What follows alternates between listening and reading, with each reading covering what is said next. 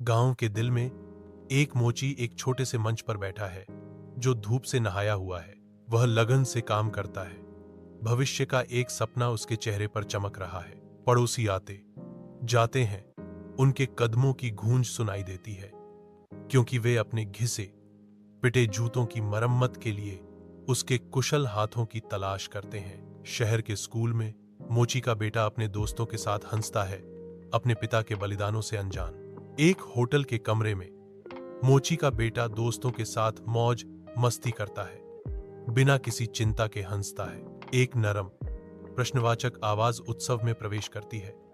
बेटा बेटा उपेक्षापूर्ण और क्रूर होकर जवाब देता है, ओ अबू, तुम यहां? कृपया मुझे अपने दोस्तों के सामने शर्मिंदा न करें। आप तो बस एक जूते गांठने वाले हैं। मोची गांव के चबूतरे पर बैठा है।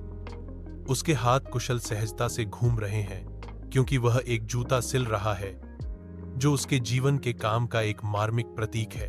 आंसू उसकी आंखों में भर आते हैं। हर बूंद गहरे दुहक का प्रमाण है जो उसके दिल को खा जाता है। उसकी आवाज उसकी एहसास के भार से कांपती है। जो मैंने कमाया, शायद वह पैसा नहीं था, बल्कि एक बेकार सपना।